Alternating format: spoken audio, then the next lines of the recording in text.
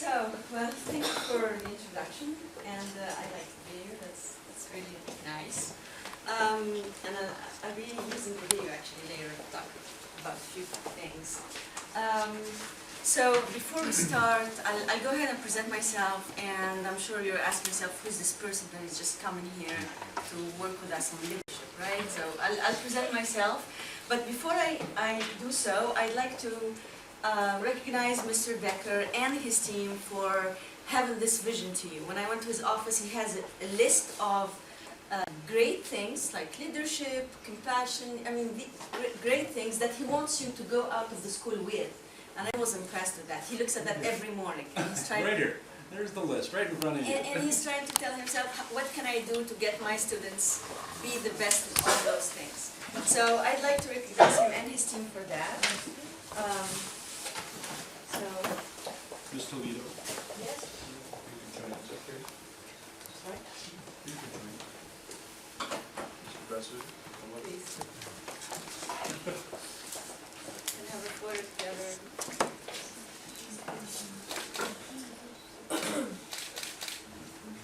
Good, thank you. So there you go. Thank you very much.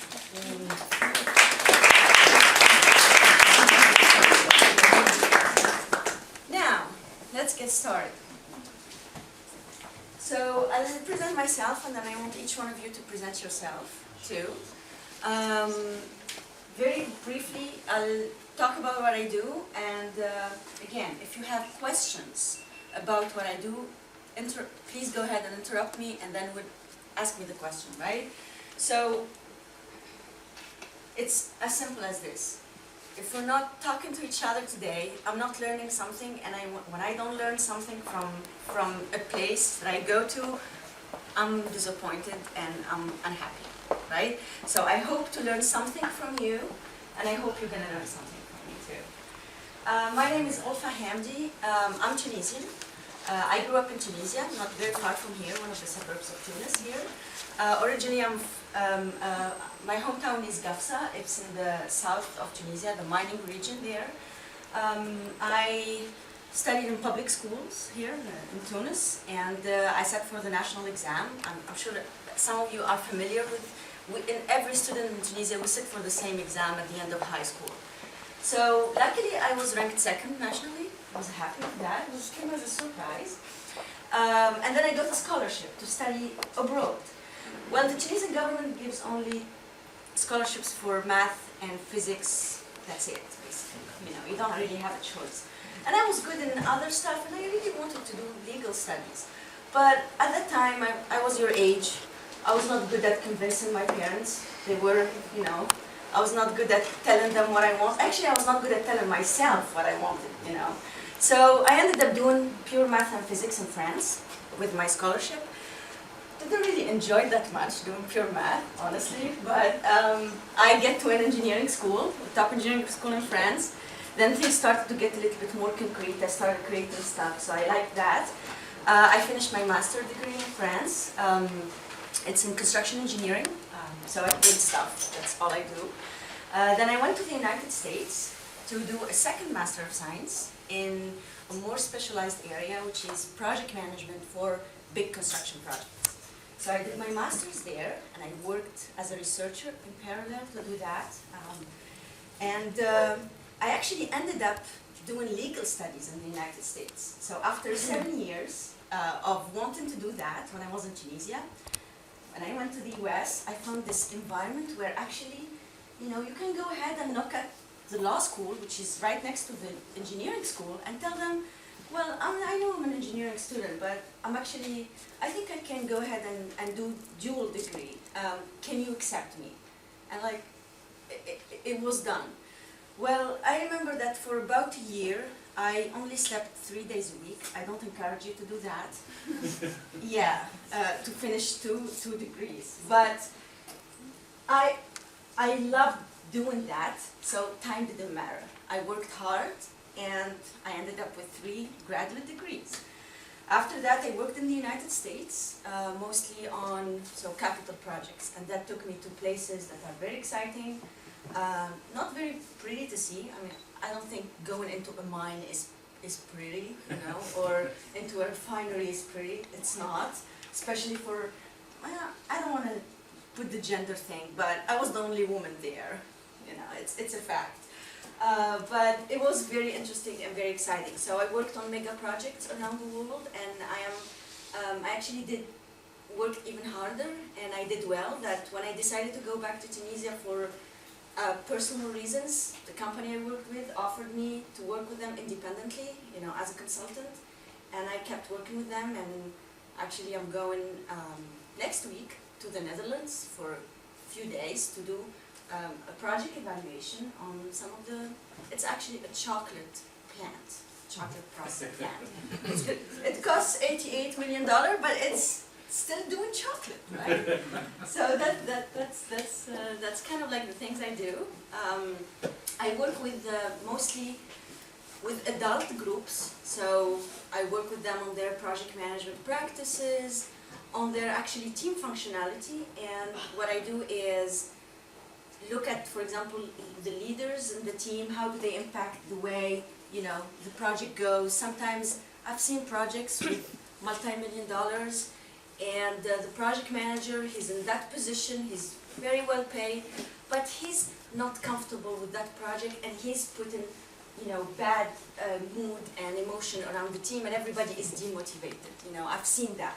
And honestly, I think this same person, he had some things, the way he is, personality, from a personality perspective, that go back to when he was in high school, because it's the same for me, you know. So although I work with adult groups all the time, I really enjoy doing this with you. It's not that I'm much older than you, you know, so, because I'm wearing a suit and, you know, I'm not that old.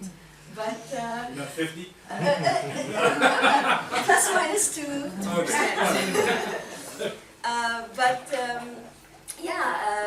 I enjoy doing this. Now I'll tell you why I like working with students.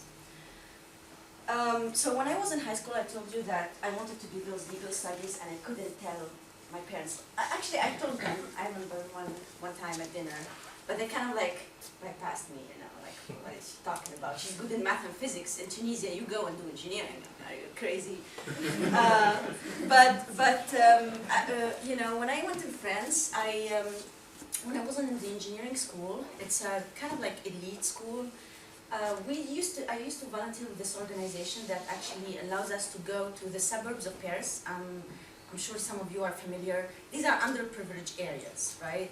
So, you know, students there are not really expected to succeed.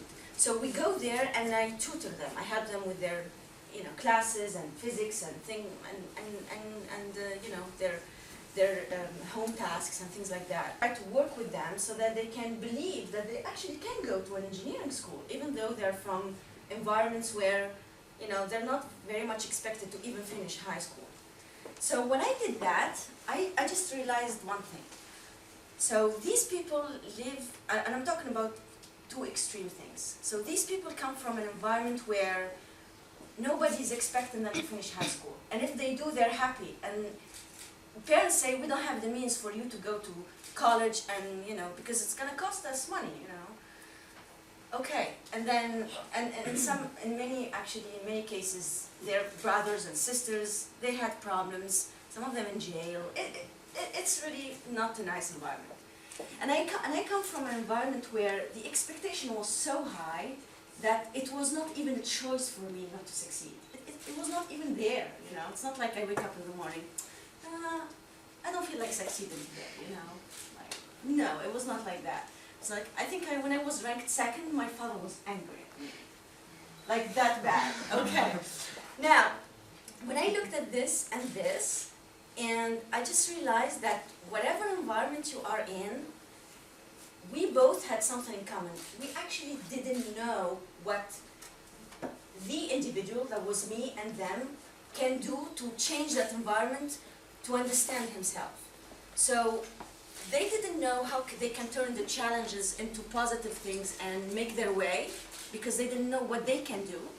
And I didn't know how can I change the environment to make it fit what I want.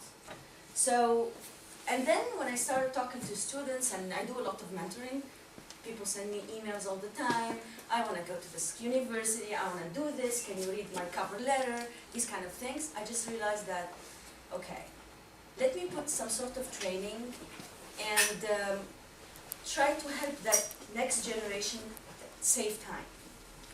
Because I realized 7 years after that I wanted to do all this, you know, it's not pure legal, but in that area of my activity, and I'm going into that, but I don't want you to lose that time. You know, I don't think I lost it, but for you, I want you to save your time, to get to your passion as soon as possible. And that doesn't, it's not gonna happen today. You're not gonna discover your passion today, okay? But what you're gonna learn today is a process, and you're gonna be convinced that you need the process to get there, and you're gonna get into that process, okay? Now, enough talking about me. I want to hear you present yourselves. So I want your first name, last name, well, first name enough, actually. And I want you to answer the questions on this page.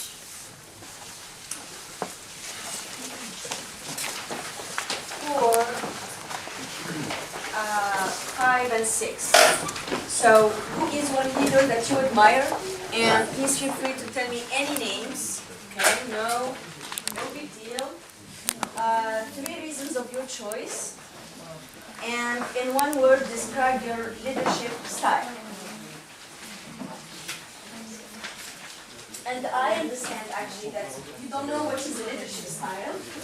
But that's fine, any word that comes to your mind, because in the first session we're going to be defining what is leadership at the individual level, and then at a later session we're going to be defining what is leadership in a team. I think a leader that I admire is Augustus, the Roman leader. I think because he was good, and he knows like how to work with a lot of people. Even though like the Romans were so much, he thought that making every person like rule a place. So he knows how to like be a leader and go places, and he conquered a lot of places in that time. So I think he's a very good leader. Okay. And I think the 3 reasons for my choice of leader is being responsible, work with people, and also like give people a chance to listen to you.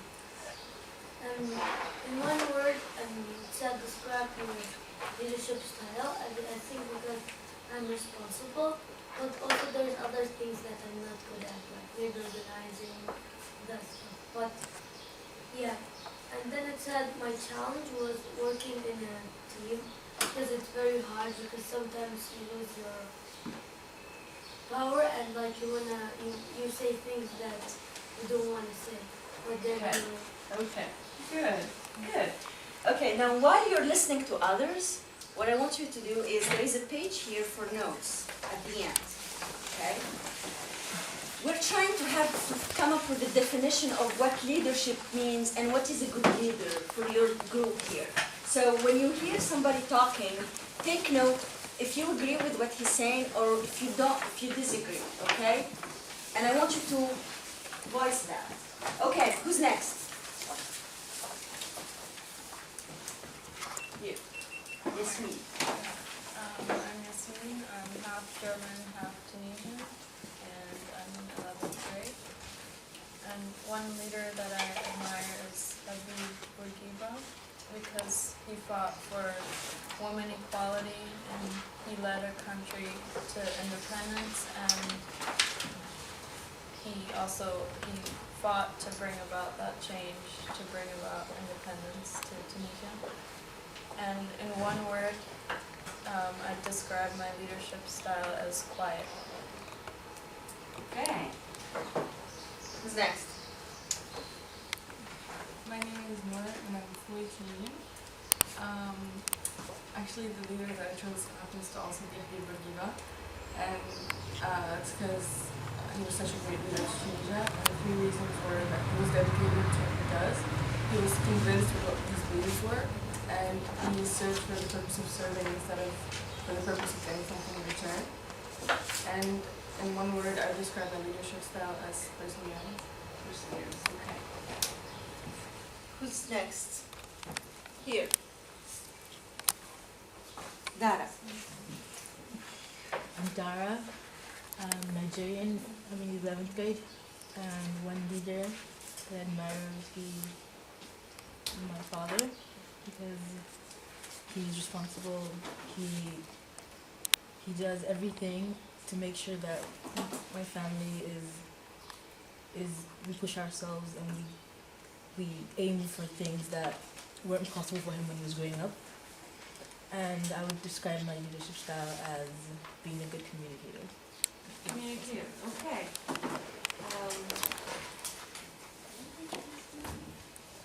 Can I take on? Markers are over on the side.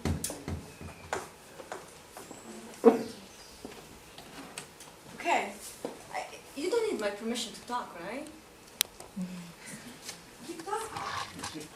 Who's next? My name is Bayram. I'm Tunisian. I'm 10th grade.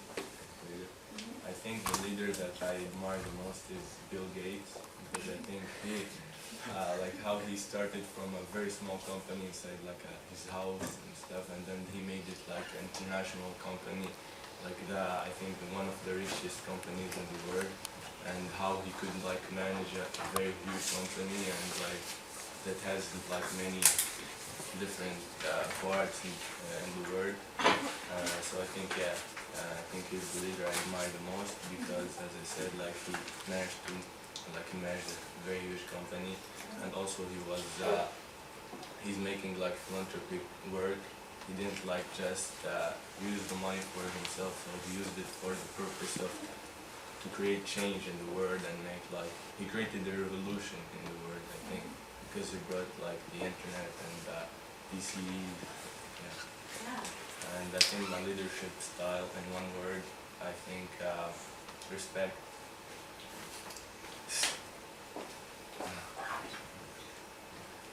Next. Again, you don't need my permission to talk. Go ahead. Okay. For me, well, my name is Ethan. I'm in 10th grade. I'm Canadian. One leader that I admire, to be honest, I really didn't know who to pick, but he reminded me that I really admired Steve Jobs and the way that he led. I think the reason why I admire him so much is that he was really honest. Like, I read the book about Steve Jobs, and what I felt was so surprising is that he was really honest to the people that he led. And I think that that's it's important for any leader that you have to be really honest with the people that you're managing, and you can't like invent things. Yeah, you just have to be really honest, and that'll help them out in the long run. So, Okay. yeah. And in one word, describing my leadership style would be supporting. Supporting. Yeah. For people, my parents, because they're completely self-made. They went from a small town in Tunisia to working internationally, and they're very organized with the family and everything, and they're really supportive. And I think the one word I would describe my leadership style is also supportive. Support. Okay.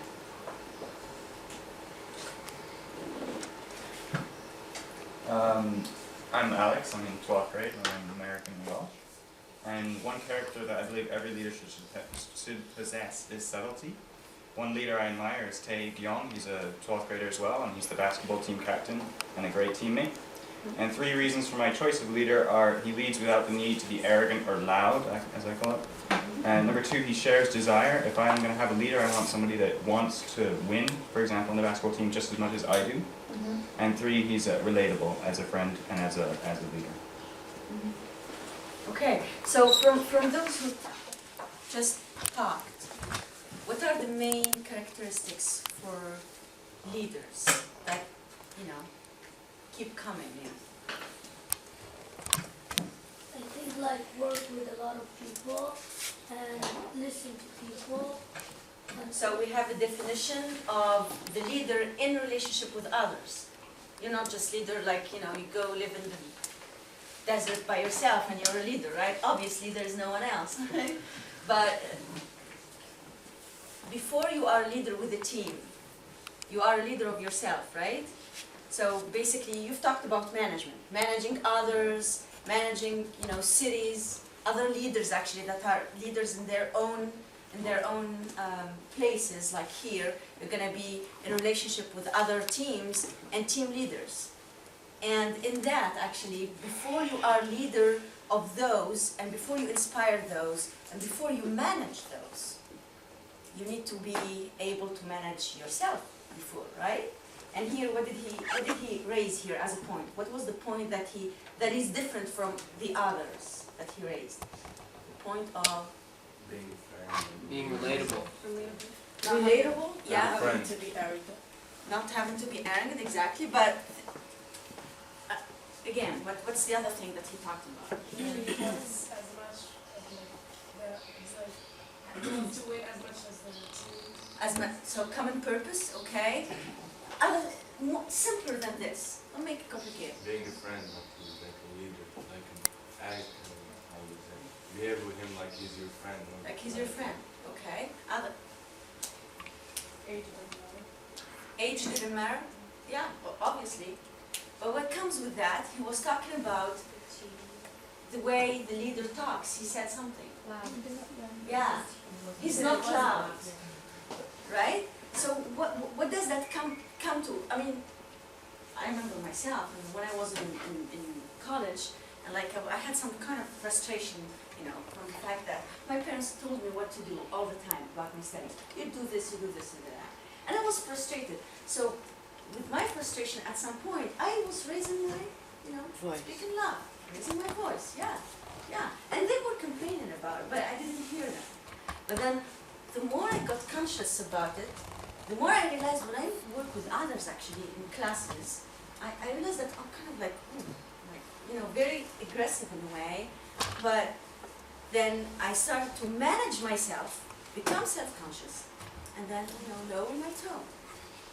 Because when you talk to somebody, 99% of the time, the person will follow your tone. Or if you are not self-conscious, you will follow his.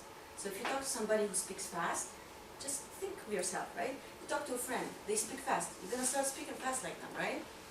Or if you talk to somebody that speaks very slow, you're going to find yourself speaking slow to it. It happens to you, right? Well, you have to become in that position where you dictate the rhythm by which you talk to somebody. And that's when people start listening to you. So please go ahead. So it's like treat the way you want other people to treat you. Exactly, perfect. Treat people the way you want other people to treat you. Now, this doesn't happen like this, it happens with exercise. So, some of the things I did, so I used to have a lot of phone calls with managers that I used to interview. And so I would take a paper and say, don't speak fast, don't speak loud. And I put it like this in my office, and I'm calling. And when I see myself going a little bit up, I look at that paper, and here I am doing this. Now it's happening, I'm self-conscious about it. So find your type of exercise, and if you're thinking of an idea right now, write it down. If you think there is something you need to improve in the way you communicate, maybe you can voice it out here, and we can come up with a solution for it. Right? Who practices sports here? Who's in a sports team? Everybody, okay. I assume in let's say a handball team, there is a team leader, right? Okay, and then there is a coach. Okay, what is your impression about the way the coach or the team leader is managing the team in a sports event? So in a play. Any things to share? Please, Aziza.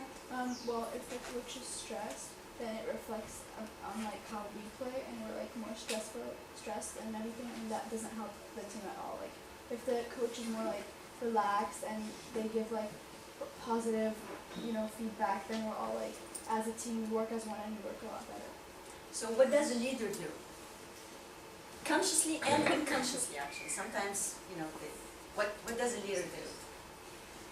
Dictate the atmosphere of the team.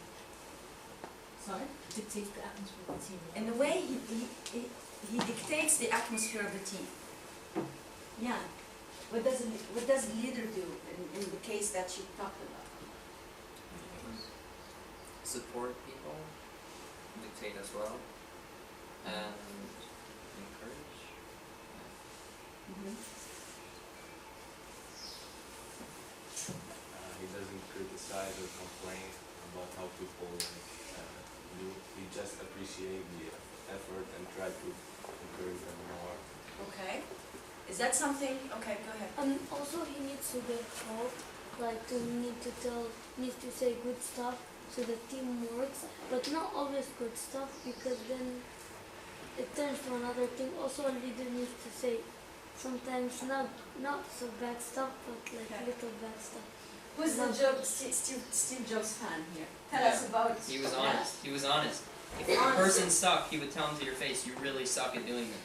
Okay. So you just have to be honest. Okay. What's the difference of in my team somebody sucks and I'm gonna tell him you really suck. Well, that's Like this, different. or somebody is not really being cooperative and I say, what other methods I can do in addition to telling him you suck, you know, and maybe preferably telling him in front of everybody.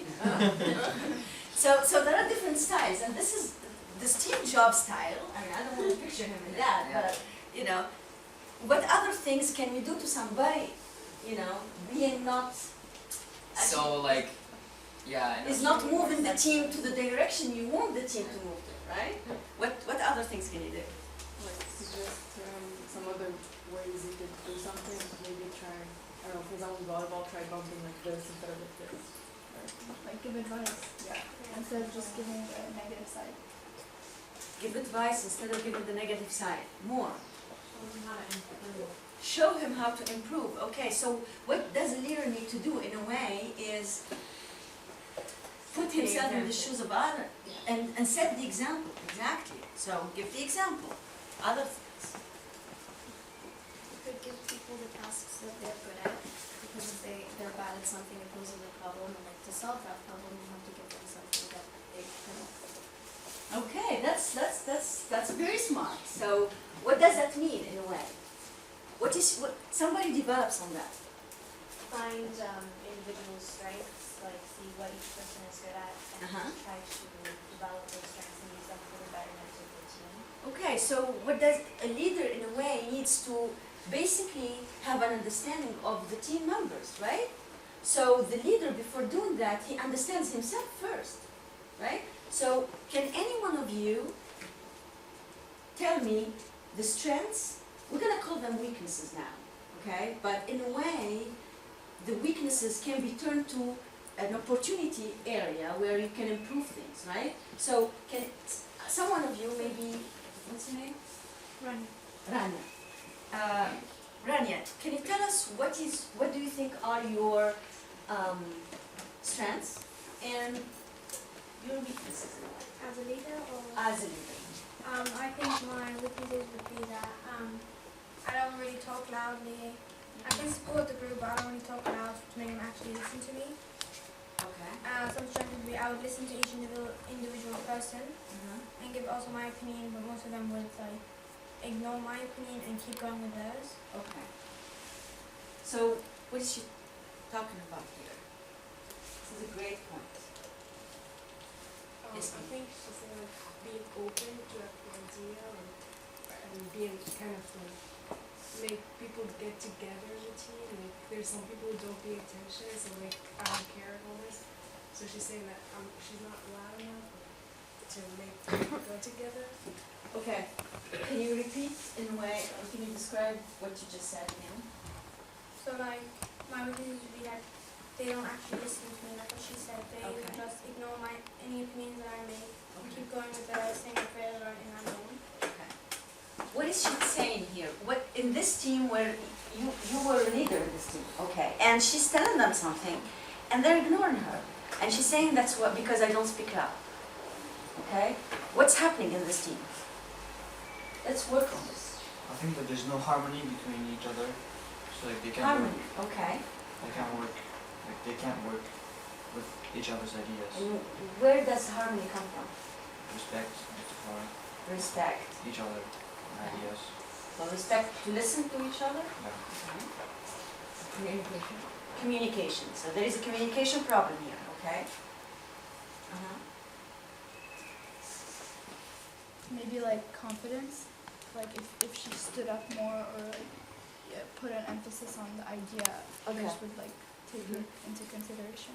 Okay, so there are two aspects here, okay?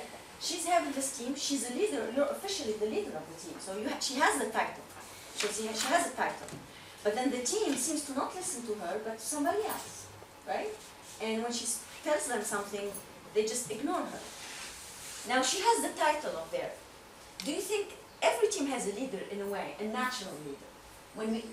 When we gather, somebody is gonna, come up with and say, if you put a team in some place and they have to go out of, they're in danger and they need to build, stairs to get over, something like that. You will always find somebody that's gonna, you do this, you come this, you bring that, right? That's a natural leader, somebody who's gonna, So she's saying that in her team, she was the official leader, but people were not listening to her. Now, there are two things here. What do you think she can do to change this dynamic? Because she wants to be the leader of that team, right? What do you think she can do? And the other thing is, what do you think others, as team members, which you are team members in a way, you're not all, if we put you all leaders, you might be leaders just in teams of one, right? But if you are a team member, and you're conscious about those leadership issues in a way, what can you do as a team member to make this go? So let's start with the first. What can she do as a leader?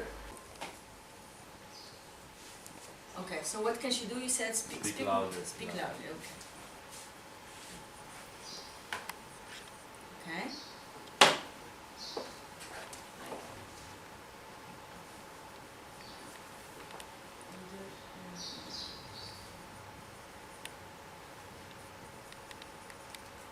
Yeah, you can go ahead and speak. I actually, in a way, I know it's surprising, but I can hear people without looking at that.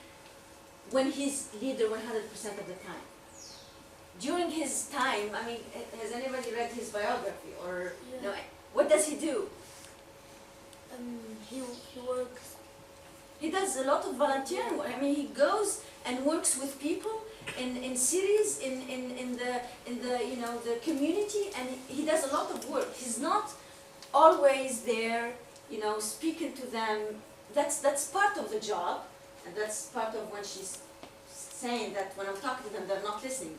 But the idea is, between a team where 100% of the rules are rigid and everybody has to follow them, in this case, the leader puts, in a way, assuming he puts the rules, it's going to fail, right? Because you're going to always find somebody, right, Iman? You're going to always find somebody unhappy with one of the rules, and if he cannot speak up, and if he cannot say, I think we should change this, or I disagree with that, the team falls apart, right? So we don't want to be in this extreme, but at the same time, as a leader, you don't want to create an environment where actually there is no structure.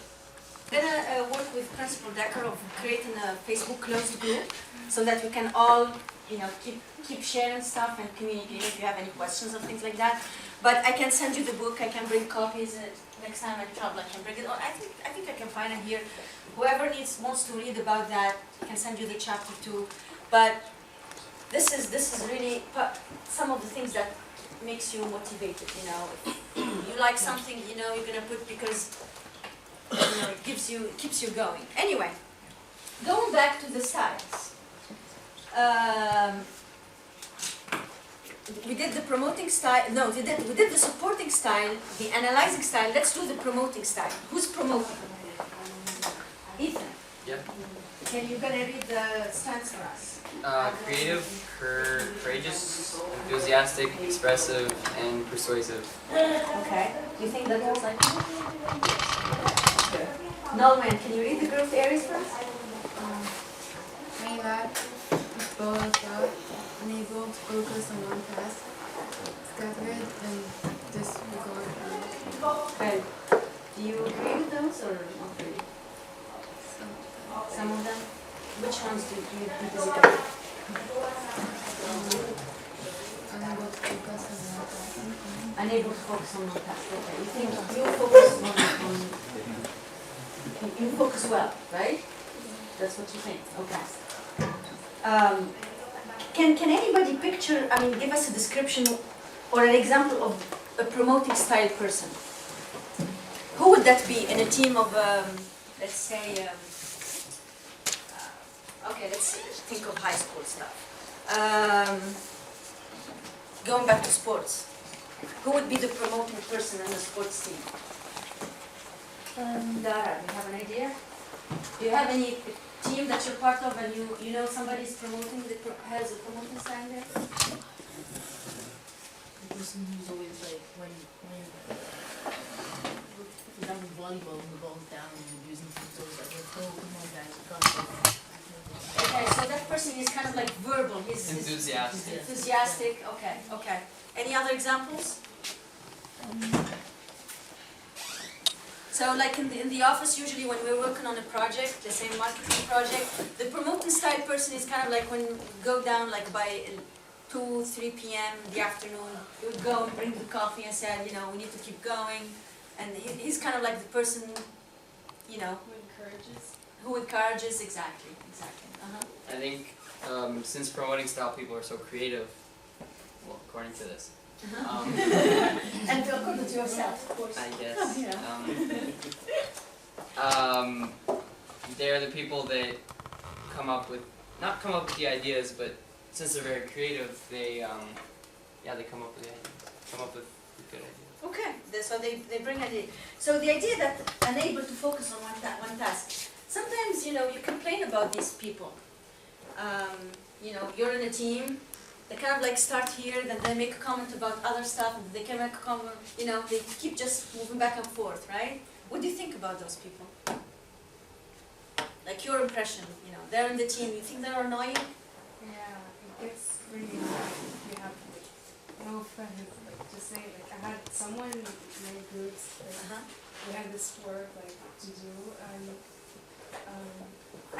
he like whenever we do something, he makes a comment about it. Okay. And he keeps doing it, like he can't like keep quiet. He always like useless comments or something. Okay. Maybe analyzing stuff. That's more, yeah. Analyzing stuff. Unable to focus on what task is that, for example, you're building, you have a science project, and that person would make a comment about, oh, how would the report look, and then they would make a comment about the idea of the project, and you know, just like moving from one activity to the other. Now, the managing style people. So, who's managing style? Yasmin, can you read for us the strengths? Efficient, results-oriented, structured, organized, dependable. So what does results-oriented mean? It's about the outcome of what's going to happen. Cares about the outcome, okay? And? Any comments, Iman? Jan? Yeah, just like works and is efficient and like the people get straight A's. No, results-oriented is not being efficient. Is it? I don't know. What do you think? There's another strength of listed here now. Mm-hmm. But result-oriented is like everything that you do is towards improving the result. So these people see the end The before big picture rather than the individual tasks. the tasks. But, okay. Now so who doesn't agree with the result they got as their style? Now that we've gone through them, you know, you think, you know, I'm more like this actually. I don't agree with the result of this. Mohammed. I'm not like your managing style because I'm not that organized. Okay. I'm not that efficient. So Okay. time is something that that. Okay. So do you think that you know, the exercise did not picture you well, right? Okay. And that's normal in a way, right? Because these kind of exercises are not meant to put you in a box, and you know, you can change and you can be different. Okay. Who doesn't agree? I got managing style, and it's like him. I'm not that organized either. So I think I'm more promoting. You're more of a promoting style. Okay. Okay. Anybody else? I think, however, organization and being efficient is something you can work on. Like, Okay. you can still be managing style and not be organized. Really. Okay. Yeah. Those are things that you can work on. Those are things that can change. Exactly. So things you can work on, things can change. Ideally, you know, you would be in a position to detect as leaders, you know, and this is a quality of successful leaders, because successful leaders are successful because the team succeeded, right? You remember my example? My event succeeded, but nobody participated. I did everything. I failed as a leader. I failed because I did not engage them, and the result was solely mine, right? So I failed as a leader. So a leader succeeds when the team actually succeeds. Now, is there a way, okay, for you to detect other styles? Just have a thought, you know? You're in a team, how would you detect a promoting style person? Let's take an example. I want someone, you know, in the team here to give me a scenario, so a project that you've been in. Let's talk about your case. So you said you were in a team where, you know, There's like all boys and they're Yeah, younger than you. Yeah, so Okay, because why is that? Yeah, I don't know, but like they're I'm supposed to be in all of it. Okay, Yeah. okay. So the So you found yourself in a team where, like they're pretty much immature, so they're all like laughing and you know like they don't have to work. So I was like stuck in there. laughing at you or laughing just about other stuff? You know? Yeah, like, Joking they all the don't- time. Yeah, they don't pay attention at all. What Okay. I have to do. Like, So what was the project? I mean, what did you do with this team? I wanted to change the team, but it didn't work. So I wanted to like quit, but it didn't work. So like the teacher said, no, you cannot quit. Is it a science project? No, it's humanities. She gets easily things, and she doesn't tell us choose what we like, and then when she let them, they say maybe they say like good character traits and like that. At that time, of course they're gonna respect her, right? And they're gonna listen to her. But then inside, in a way, they recognize, and they're gonna listen because she solved their problem, right? So automatically, and that happens all the time, they're gonna feel like following her because she's always doing it. And that's when leadership comes. You don't get assigned leadership. The title doesn't mean anything. You earn leadership. Leadership is earned. You're not born a leader. You don't get, I mean, you can be the greatest leader ever. You come into a room. If you're known and famous and you're feared, people will follow you because they fear you. But then at a certain point, if you fail to earn leadership within that team, you know, they won't follow you. So leadership is earned. When you get to a place, start here, and you're in a team. Let's say you're going to be working on those, you know, leadership summits in the spring. So you're going to be leading teams. When you come to those people, you know them or you don't know them, but you're just a new formed team. Don't expect them to respect you or to respect the assigned leadership role that was given to you. It's not because the principal said you're the leader of that team that you're going to be the leader of the team. No. People, you know, any followers out of fear or out of authority, the outcome of what the team does is not good, right? Do you agree?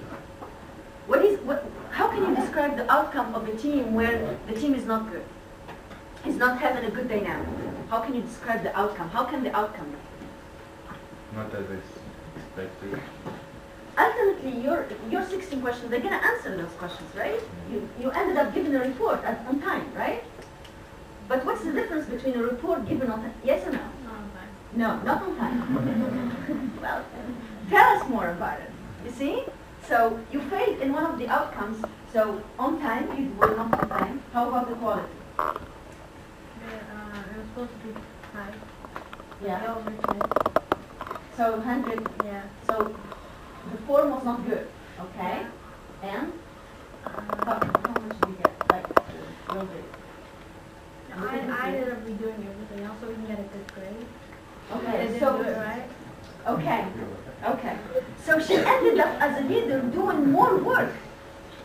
Now this is great because you know what? Great leaders, they are the guys that, or the girls, they do the least amount of work. If you're a good leader, you're gonna end up doing the lowest amount of work. I had that problem. So I was I volunteered in this organization called the Tunisian Community Center. It's a US-based organization that, you know, does basically cultural outreach. We connect between the Tunisian and the American society, and you know, all this kind of, you know, cultural things. So we have this event. It's called the Tunisian American Day. We do it every year at the birthday of Ibn Khaldun, so the sociologist. I mean, you know Ibn Khaldun? Okay. So to commemorate his birthday, basically, we do this event, and the event is sort of like you have Tunisian music, Tunisian food. We invite Americans and Tunisian Americans. You know, we have the ambassador, the mayor of that city where we're doing this, the dean of the school, these kind of things, and then we celebrate the event and we have a sort of speeches and things like that, some activities and all that. So I was the organizing director of this in 2011. So that was my first time doing this. So I mean, like 300 people attend this event, and so like in theory, I had 4 people to help me with this. At that time I was in Austin, 2 of them were in Berkeley, and 1 of them was in Washington DC. So very, you know, distant members in terms of geographical location. And what I did is I started sending them things to do, like here is the list of people you should invite, please go ahead and start sending these invitations and things like that. And they did not respond to my emails. They actually ignored me completely. As if I did not even exist. So, and then basically, to make the story short, I ended up doing everything by myself, and it was a nightmare. I had to do everything. Like, can you imagine like an event with 300 people, and I'm doing everything? Because what happened is, when I send them a list of things to do, I put dates, like deadlines for each list, because I think I'm a good leader. You know, I'm gonna put deadlines, and you guys, you have to do this before. But then I didn't take into consideration that some of the people helping me as students, some of them are working, you know, like professionals, and you know, when I put deadlines, I did not even consult whether these deadlines were feasible for them or not. I just put deadlines. You have to send these emails by, you know, February 15th. I gave them 2 weeks to do so. 2 weeks for me might not be good for that person because they have their own lives and schedules. So when they saw those dates, they were completely insane because, you know, 2 weeks to do something like this, that's not possible, you know. So then they did not even come back to me to negotiate, saying, hey, why are you putting February? The event is in May, you know. Why are you stressed out about this? They ignored me. And when they ignored me, what I did is, I did not talk to them again and say, hey, why didn't you do this? Or I ignored them too, and I went ahead and did their tasks. So I ended up doing everything, and it was a nightmare. So, and I failed in a way. In the organization, people, you know, like the team said, oh, Olfa is like, you know, I think she's sort of, you know, she likes things to be very perfect. She's very stressed out all the time. You know, she does this and that. And I realized, okay, the event was successful, but the team actually, they didn't feel any pride. They were not happy with the event. I was like, how come you're not happy with the event? Look, it was great. But they were not happy, you know. So what happened is I realized that, you know, afterwards I was like, oh. And I realized that not because I actually thought about them, I'm gonna be honest. I realized that because when the next year I was also assigned to be, the second year, the director of the event, I thought, I don't want to do all that work again by myself. I'm tired of that. I have to change. And it's then when I started thinking about these things with them. So how can you describe what I did in the first year? How can you describe that? You didn't try to negotiate with them afterwards, so you just let it go and... Well, I made the first mistake, that is to Ignore. assign tasks and communicate them in a rigid way. When I sent them the deadlines, I did not even ask whether these would fit their schedule. I was like, yeah, please go do this by this. Dot. You know, yours sincerely, and that's it. You know, so that's number one. When you're a leader, you come and project. When you're assigned as a leader, that clearly I was not a leader in that team. Clearly, I was a leader of something that was only a team that was only composed of one person, basically. So number one, I assigned them something without even, I projected something on them without even thinking whether it's feasible with them. Okay, what did other mistake I did? Get back to them. Exactly. When they didn't reply, I got offended. I said, oh, these people don't listen to me, so I'm gonna ignore them. So I ignored them. That's second mistake. Other mistakes I did. Jackson, tell me mistakes. I'm gonna come back and think. You didn't ask for others' feedback, maybe. Feedback, exactly. I didn't ask for the feedback. Mm-hmm. You were kind of like leader that just like with rule and wants to do things as fast as possible. It doesn't take from others. Like maybe you weren't open, but you just like want to do this because maybe you were so stressed that. So I was more focused on the outcome and the agenda, and I forgot those who were making it happen, right? So I was focused on the content, but I forgot the people. What's her name? Omar. What do you think? What are the mistakes I did? Tell me, you were awesome. Something like that. I mean. Yeah, you didn't, like after you did the mistake, because you didn't ask for the feedback, you didn't lower your pride and then ask them again and then see what you did wrong, or you didn't try to correct your mistake.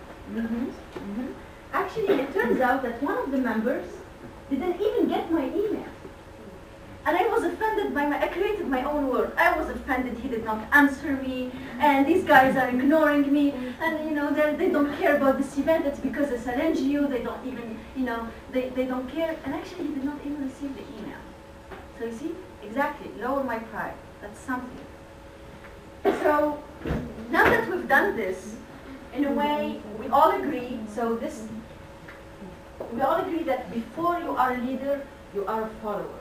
Well, there is this code that you have it in your packet: lead, follow, or get out of the way. That's basically mostly the two rules that anybody can do to make work happen. So lead, follow, or just let things happen and go, and don't prevent others from working. So we don't need good followers. I mean, in a way, we need good followers, right? So that leaders can work. But who does really work in a way? Who does the substance of the project? Leaders. Followers. Why did you say leaders? No, that's fine. I thought like sometimes when I'm the leader of the group, for example, I had a science project, they had to make this pressure thing.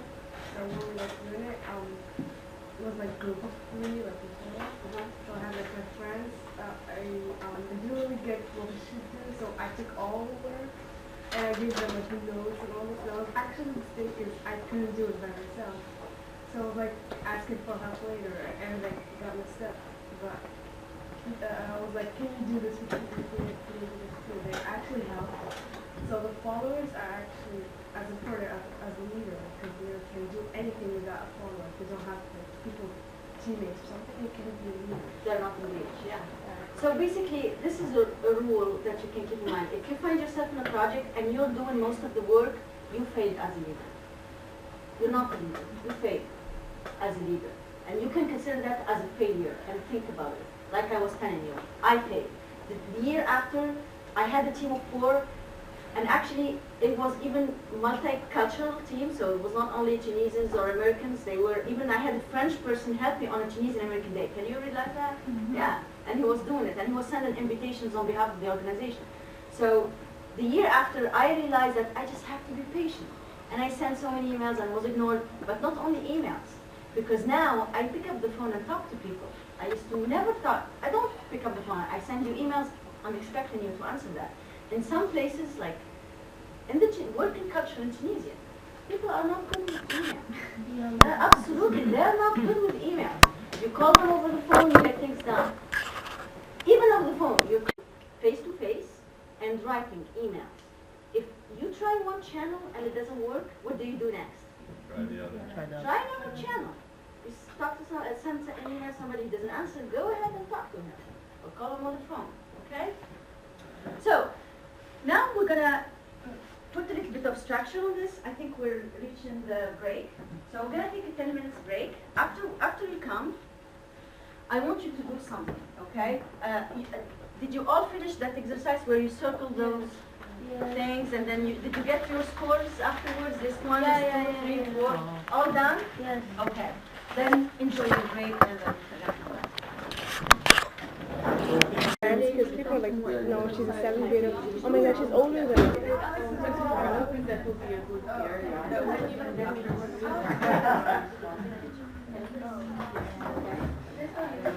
And so we have some of our middle school students sitting here that are here by invite. The idea being that, one, could we start to form a student leadership organization at our middle school, so our middle school students get that experience of being a student leader. And then also, in the spring, kind of this idea of paying it forward, you as leaders, how could we run a youth summit so that we could train the next group of students coming on that might want to be student leaders in our school with SBA, NHS, or with Youth Club. And then you come back together at the beginning of the year, next year, in your respective organizations.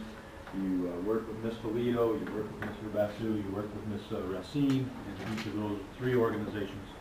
And then that cycle repeats. We host another one of these in the winter of next year, the student leaders, and then kind of pay it forward in the spring.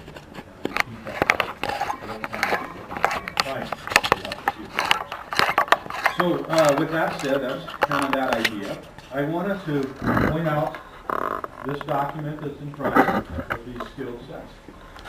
When we look at, you guys have been talking about leadership skills, we've been talking about communication skills, emotional intelligence. I wanted to define that word. When I started, you guys already have it figured out because somebody said in this group, and several people, when you get to know yourself better as a leader, then you see improvements in your organization. And I have to tell you, that is so true. When I have my own personal experiences, when I have gotten to know what I'm capable of, or what my strengths and my weaknesses are, and then I make sure that I focus on my strengths, but I make sure that if I'm not improving on my weaknesses, that I surround myself with people that can help me with my weaknesses, because I have found that the organization improves and everything gets a lot better. And there's lots of times that I'm not in the front, okay? And I'm not. I'm learning too that I can't do it all.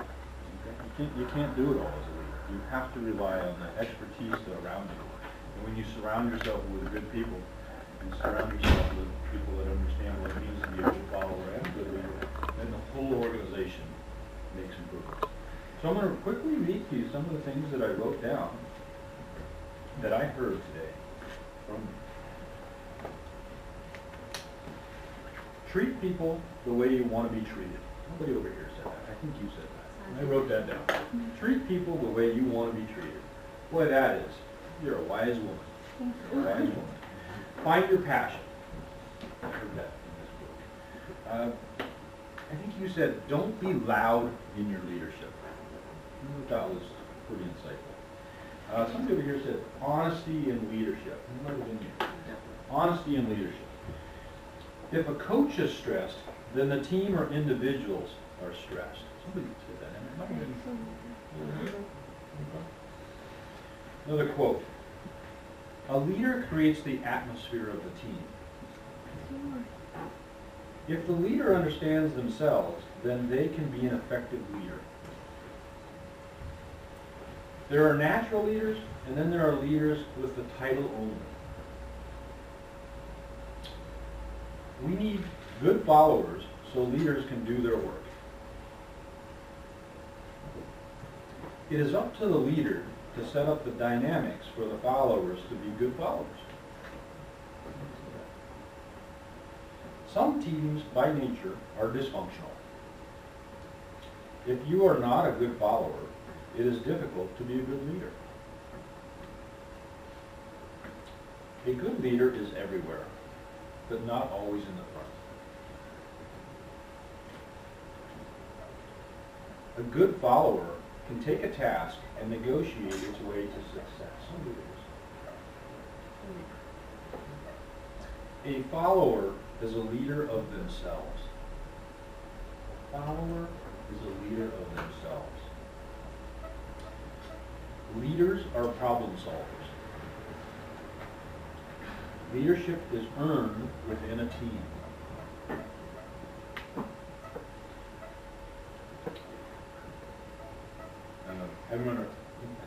I was thinking about this one, and I don't think anybody said it to me, but I wrote it down for me.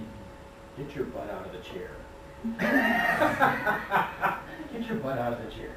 And what that means to me is that face-to-face is the best way to communicate with you. It's easy to send the email, but you can't assume that the email is always, one, interpreted correctly, and two, that it got there. Right? So you have to get your butt out of the chair. Before you are a leader, you need to be a good follower.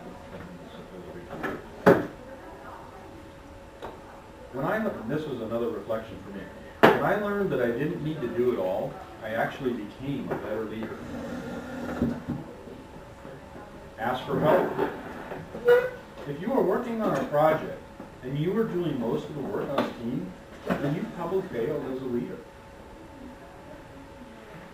So those are some comments that I thought that I picked up from you guys as a group, and I'll share those later in another format. This second session today is focused on the team aspect. So we spent a lot of time kind of talking about what it was like as an individual. I know some of you have to leave in a little bit, so that's fine. You just get up and take your materials with you.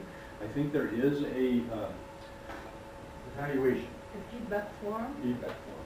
So if you could fill that out maybe and bring that to me at the front office on Monday, that would be awesome. I think she'll collect some of those at the end of the session today, but for those of you who do have to leave, make sure you get that back to us.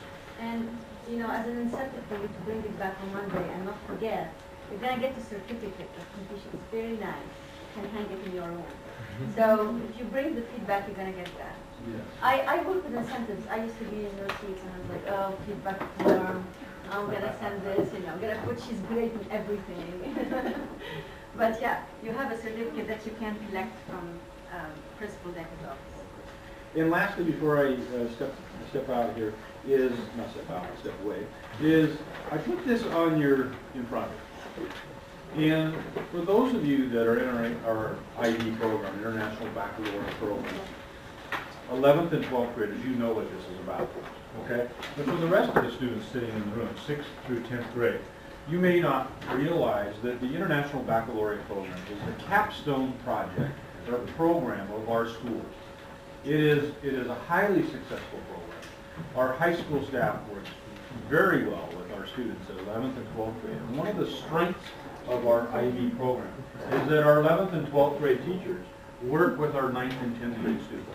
So for example, Dr. Basu, he works with 11th and 12th graders in the IB program.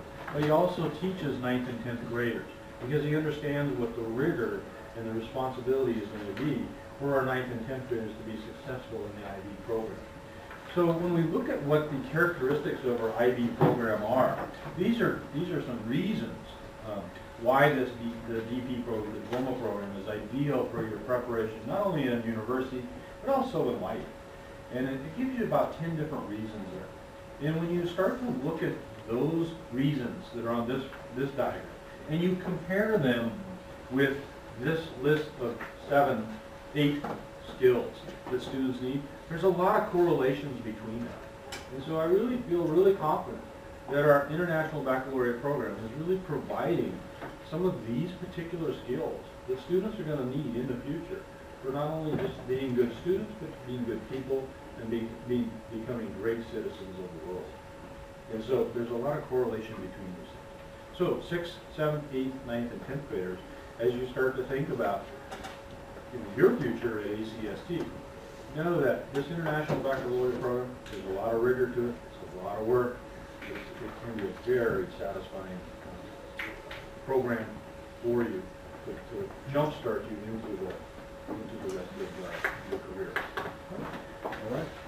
With that, again, I'll just remind you that if you need another sandwich, or you need a cup of coffee, or you need to use the restroom, be sure to just get up and go do what you need to do and come back to the table. We're going to work, I think, right through till about 11:30, 11:45 probably. And then we'll take a few minutes to kind of recap and hopefully have you out of here by noon day. Okay? Okay. Thanks, everyone. Thank you. When I heard him saying all those quotes from the discussion, I was like, wow, what a smart team now, right?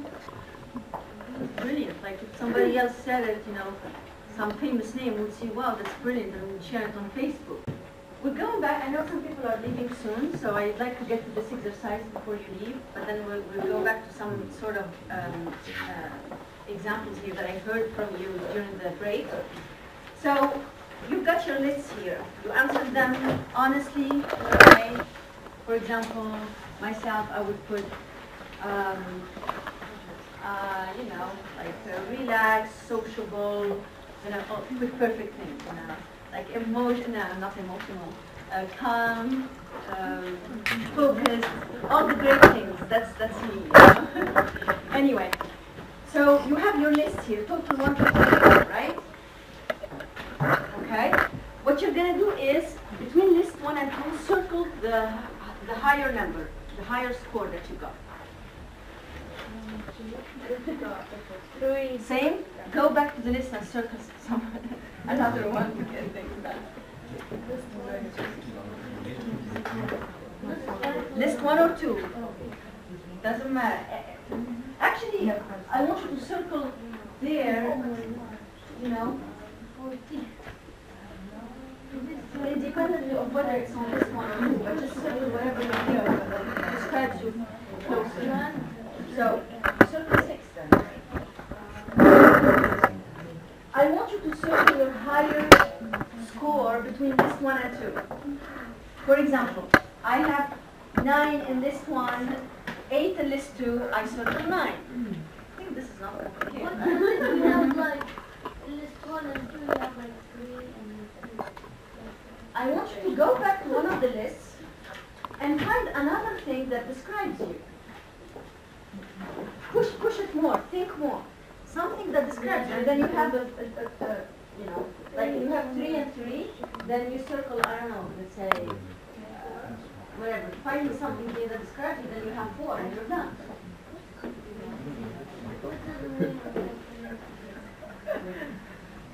I mean, you just, you calculate everything, you want to have something like that, then you have 4, then circle list 2.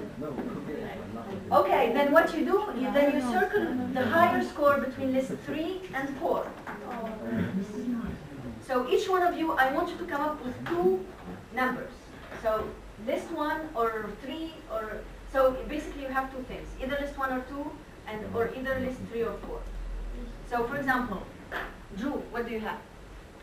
List 2 and list 3. List 2 and list 3. Jawahir, what do you have? List 2 and list 1. And list 4, okay. So then, when you have that, okay, keep this in mind, okay? You have this here, this chart here. So you're going to try to locate yourself in one of the 4 boxes. How are you going to do that? List 1 is informal here, okay? List 2 is formal. List 3 is assertive, and list 4 is passive. So if I am 1 and Drew, what are you? 2 and 3. 2 and 3. So 2, he's formal, and 3, he's assertive. The intersection of those is this one. He has a managing style. 2 and the higher between 3 and 4. So you have list 2 and list 3. Yeah, find yourself there. If you're 2, you're formal. Yeah, can you break that packet? Okay. So your list is 2 and 3, right? Yeah. This is 1, this is 2. So you're here on this axis, okay? And then 3 is a circle. So the intersection of this and this is this. You're a Roman emperor, that's why. Your style. Managing? Okay. Managing. I'm 2 and 3, so. 2 and 3. I'm managing, right? 2 and 3. Okay. Managing style. Managing style. Managing style. Hey guys, did you choose the same answers? No. Okay. Managing style. No. Analyzing style. Promoting style. Promoting style. Promoting style. No, I can't believe this. Okay. Analyzing style. Analyzing style. Right? But they're not, so I'm not trying to put you in one box. You're more than one box actually. You're over this whole exercise, but this is kind of like a direction, okay? Now, what we're gonna do is go through, let's put a little bit of statistics here. So, how many promoting style? 1, 2, 3, 4, 5, 6, you're promoting. 7, okay? Supporting style. No one? Okay. Analyzing style. Analyzing style. 1, 2, are you analyzing? 2, 3, 4, 5. Okay. And then managing style. 1, 2, 3, 4, 5, 6, 7, 8, 9. Okay. So, what is the first thing that you can say? Guys, we're back. What's the first thing that you can say about the statistics that we have there, the numbers? Unbalanced. I mean, we need supporting people too. Why do we need supporting people? The support. You know, at the end of the day, you guys, you're leaders that would like to do 100% of the work, you know. Worst case, I'd like to be in your team because I'm a follower. I'm just going to sit there and I see you do all the work and, you know, get the credit later and get the good grades. No, kidding. You're trying to change that, right? But why do we need support of people? What, are we looking for balance? Yeah. Why? Because it's good? Each type of leadership brings something different to the team. Okay, and the team needs several different leaders. several minds and several styles. Okay. What When can you everyone say? is stressed or like has emotional problems, or someone can help them, help them. Emotional problems. Everyone. And the other side is somebody who please himself. You think the opposite is pleasing yourself? Because everyone here includes yourself or excluding yourself? Excluding yourself, okay. Okay, that's the extreme. Okay, excluding yourself. The other one's kind of unfair. Including yourself is somewhere in here, right? And then what's the extreme on the other side? So, nobody, not wanting to pleasing no one at all. So the negation of this, so I like to please everybody. How can I negate the sentence? I don't like to please anybody. So basically, we would say somebody not caring about anybody, because when you want to please others, you care about what they think.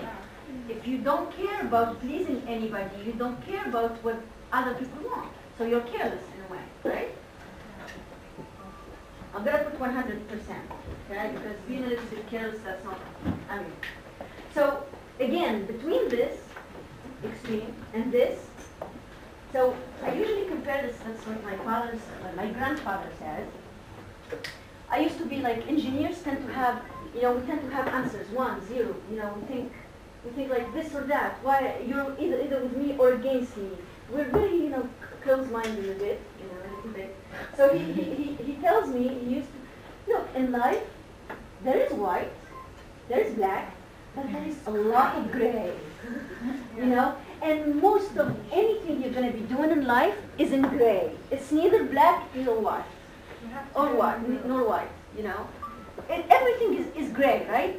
So this is what I want you to think. When you have a thought about somebody else or about yourself, make a little scale like I do here, like this, and then say, what's the extreme and the opposite extreme, and where do I fit? And if I'm like close here, maybe I should, okay, I think I'm more like that. I mean, just have this talk with yourself, okay? So the supporting side, when she said that likes to please people, look at how this is written. Likes to please people. It didn't say all people or nobody. See, likes to please, that's generally somebody, some people like to please people. And this is a strength in them. Sometimes when you are in a team and when it's somebody that is paying attention to pleasing others, he might be that voice in the team to tell the leader or to tell somebody else, I think Dhruv or you or Nolwenn is unhappy with that. I think she's not pleased. The supporting type of people will raise that on other people. Yeah, See? I mean, if there's one person who's not happy, we can change that. But it's three, there's 5 people in the group, 3 unhappy and 2 are happy with it. And then we change it. We switch it. It would be 2 people who are not happy, 3 people who are happy. Okay. Then, I don't know. We have to be in the middle. Okay. Let's make this scale. In that team of 5, you said we either have 3 happy and 2 unhappy, and the other side we have 3 unhappy and 2 happy. What's in between this? Everybody is happy. 5 happy, 5 unhappy, and you can make all the combinations, right? So in a way, whatever situation you choose, there is never 2 choices. There are more, okay? So going back to the supporting side, the things that person needs to work on, they might be too emotional, right? So that could be worked upon. Okay, sensitive. Sometimes a little bit of sensitivity is good because you can feel what others think or you can feel when something is not right. But if you're unsensitive, the team might be falling apart and you don't even think about it. Illogical. Yeah, is that true? Okay, let's talk about the analyzing style. I like analyzing style people. Is that true, not true? Strengths, there's thorough, analytical, persistent, rational, objective. I think analytical, rational, and objective apply to me the most. Analytical, logical, and objective apply to you the most. Okay. And when it comes to weaknesses, like growth areas, insensitive, critical, fault-finding, argumentative, and arrogant. I think it's fault-finding and argumentative that apply to you. Okay. Why do you how can you develop more on the argumentative part? Well, I could work on accepting what people have to give instead of always thinking there's something wrong with it or being too much of a perfectionist. What is an argumentative person? If someone makes a point and you disagree with them, you just have the urge to disagree and to argue with them and to keep. But that's not bad, right? Well, yeah, but if you take it to an extreme, it's bad. How do you take being argumentative to an extreme? When someone finds in a team, if someone finds an idea and they think it's good, and you don't like it, you just keep pointing that out. You don't stop and accept their idea. If everyone likes it, you just keep talking about it that you don't like it. You don't have to accept the idea of others, If you don't like it, you can argue about it. But not always. Not always. So argumentative is about the frequency of doing that. Yeah. If you find yourself sometimes, sometimes somebody can make a joke. If you're the kind of argumentative person, even a joke, you don't even accept the joke. You argue about the joke. Do you find yourself doing that? I used to do that a lot. Like somebody would tease me, and I would argue, why did you tease me? And this is, I take it so seriously. I'm like, Maybe in the group, I said that like they don't accept ideas. Like there's some people that I know that we would like to work on a project. Joanna, can you tell us what, if you're talking about the argumentative side? So, can you share this with us? I'm going to Yeah, please, go ahead, that's fine. We're talking about how we all share this quality. Oh, you are all the same? Okay, this quality, okay. Tell us, give me an example. But you know what, honestly, you have not been very argumentative today. So I tend to not believe you, or I tend to say, they're not very well, they're not showing me their real, them. Face, at least that. Be argumentative. Tell me, how does that work? Probably by what we were all having lunch, and I ordered the wrong noodles for Aziza, and we were all making jokes about it, and Okay, so I wanted the noodles, and they only had like. And so when I got the noodles, they weren't as thin as I was expecting it to be. So I asked her like, why would you order this type of noodles? And I asked for a specific type, and she said that they only have this, like this is the thinnest type. And so she when we were arguing, she was pretending she was implying some jokes on the argument, and she was like, oh, why don't we measure the noodles? and so I kind of got upset, and I was arguing against the joke. Okay. So it became an actual argument between them. About the size of my noodles. Okay. Good. Okay. Talk to me about the arrogant thing. The arrogant in growth area of analyzing style. Talk to me about the arrogant thing. I'm not going to name anybody here because I don't think any of you is arrogant, but just talk to me about this. Do you think one of you has you are the analyzing people here, right? Promoting, analyzing, and analyzing. No, you're promoting. You too. How about the arrogant thing? Hey, that doesn't mean that arrogant is only for analyzing people, You can be supporting and still arrogant, But so can you tell us anything about it? About me personally? No, about you or anybody else. Have you ever had any kind of issues with arrogance or arrogant people? Yeah. At the school, hey, come on. Don't tell me that everybody is no, modest here, lovely. True. Yeah. Go ahead. Yeah, I've met people who are pretty arrogant and selfish at the same time. I don't know if that's connected. Okay. Arrogant. And it's really not pleasing at all to talk with arrogant people. Any specific example? Why do you think, how did you perceive them to be arrogant? On how that person tried to just keep information for herself. No, she's a girl. No, that's fine. Yeah. Not sharing information, keeping for herself, only caring about what she wants.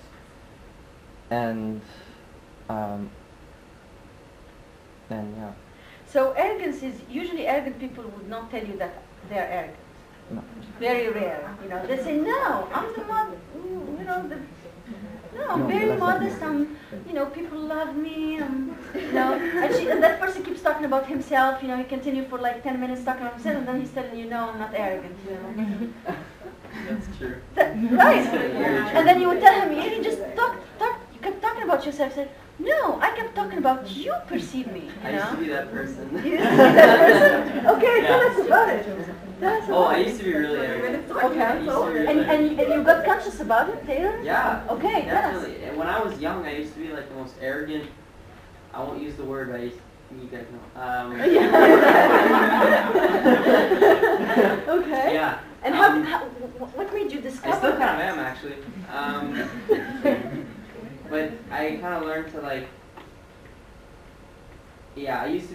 analyzing style, not more promoting style, which is kind of the opposite. Okay. I worked on it though. You worked on it. Yeah, What like- did you do? Like, you know, I don't know. like you would be in a I just- team? Huh? I never had someone tell me that I was bad. Okay. So I never thought that I was bad. Okay. But now, like, I'm starting to note, like, as I grow up and as I, like, see, I'm talking about me now, but. Yeah. No, because I'm asking you. No, that's fine. We need to hear this. Well, actually, you start knowing it as you get to engage with people that, you know, are not feeling obliged to tell you that you're perfect, right? What was that? Like. No, please go ahead. Go Okay, ahead. So when did you said I grew up? You know, some people grow up and they No. don't change. You know, what made Yeah, you well, change? I think I've changed. Like, I used to be like someone who, as I said, I was never told that I was bad at something. Uh-huh. And I wish people would have told me that I was bad at something. Okay. Because, and now I'm starting to realize that I am bad at things, and I don't know how to explain it. Like, So how? Let's say I'm you're starting to you're- notice that Uh-huh.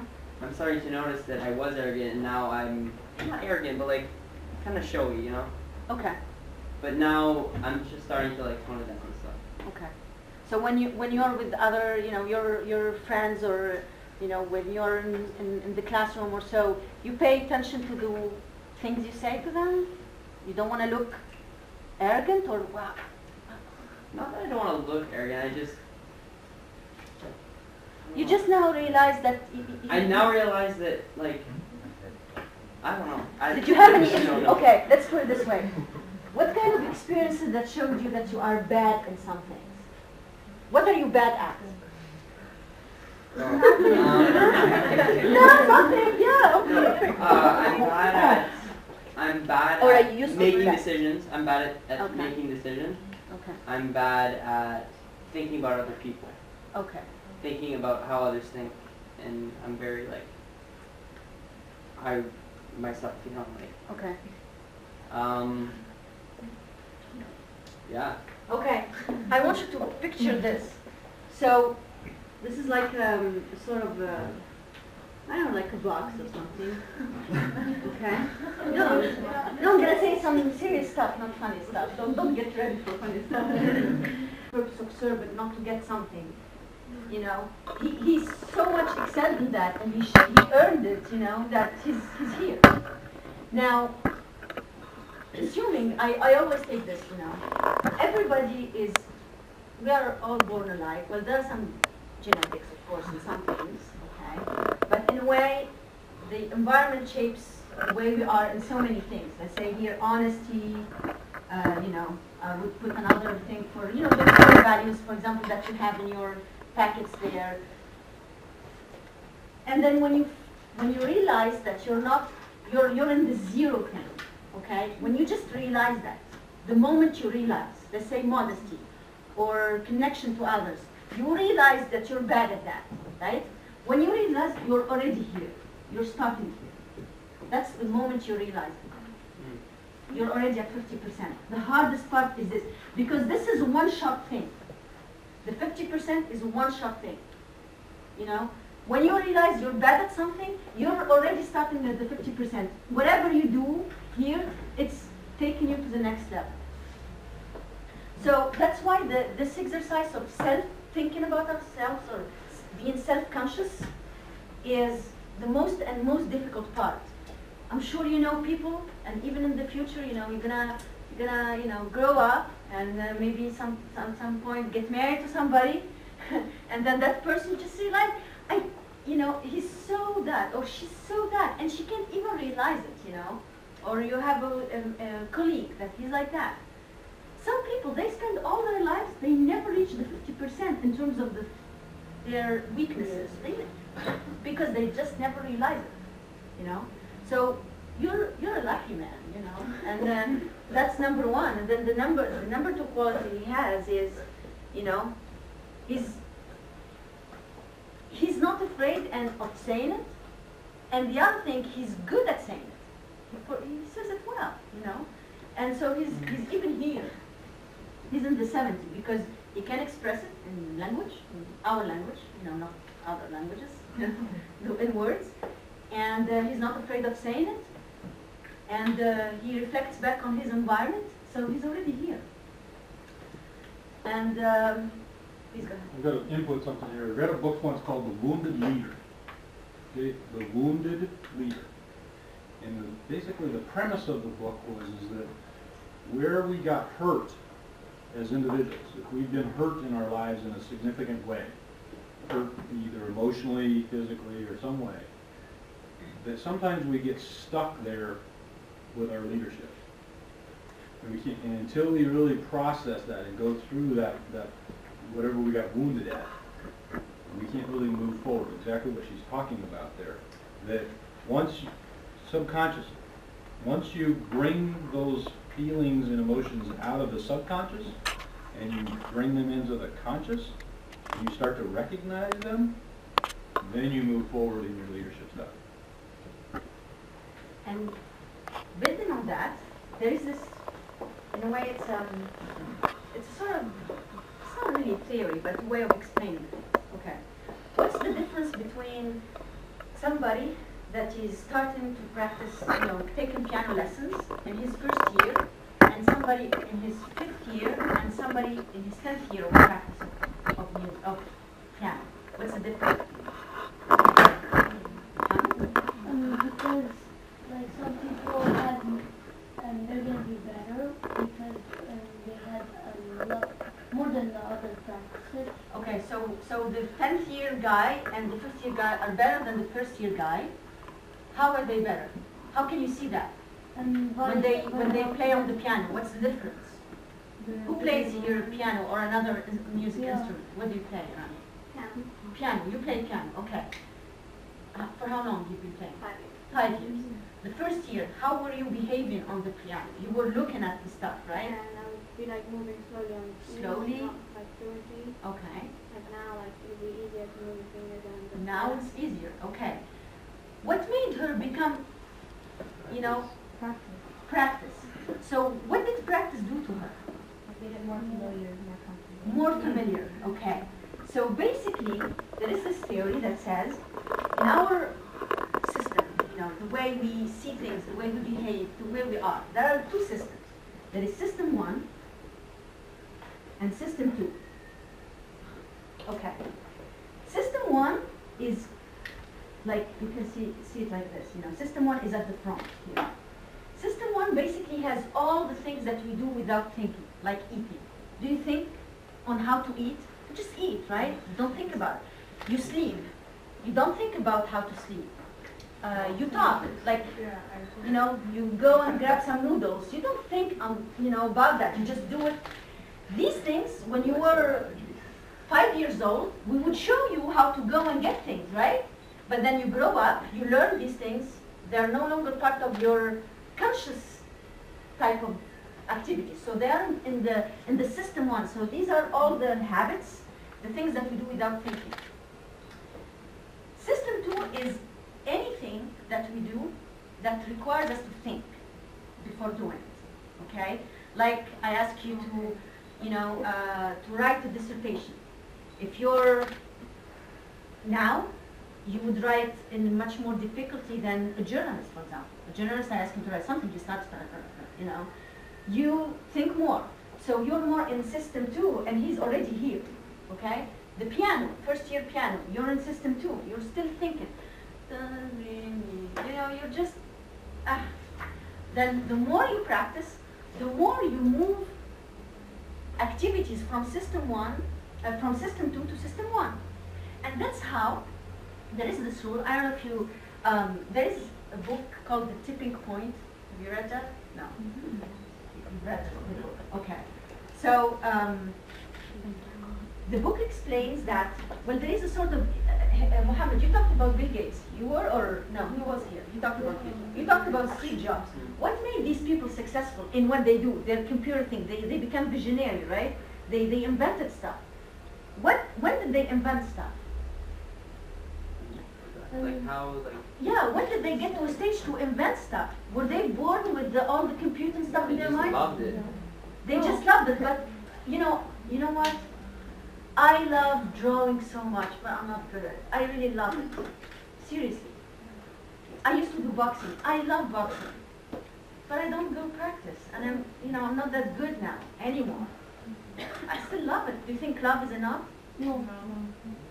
It's also like, sorry, for example, people who think is that they think of the thing, that for example, something that invented, they dream of this thing in your head, and then like they try to point the view and they try to make it using different things. Okay. So he said the dream of the thing in your head. When do you get something in your head where you get to a stage where you dream about it? When do you do that? You think about it a lot. When you think about it a lot, so when you work on it a lot. So it's all about, it's a proportion to the amount of hours you spend on that. If you read this book, and I'll send it to whoever wants to read that book. Basically, Bill Gates, Steve Jobs, I'm talking about these examples, but also Mozart. We go to study their lives. We're gonna find that there is a kind of, this is a number, okay, it's a famous number, but it just says something. There is the rule of the 10,000 hours. Yeah. You've heard about it? Yeah. Why 10,000 actually? Actually, it can be 9,500, it can be 10,200 hours. It doesn't matter, but why this amount of hours? Because the more you practice, think about it, the more you practice, the more you're going to take out things from your system 2 and put them in system 1. And when you become a master, so you have so many things in that piano playing, or in boxing, or in computing. You spend so many hours practicing that you've put so many things out of system 2 and they became second habit to you, that now you have time and energy and all the space to be creative and invent stuff.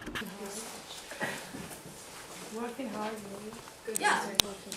Working hard is basically, that's it's like when you start drawing a house, and when you were young you would draw a house and birds and a girl with a boy playing, and your parents you would draw the picture.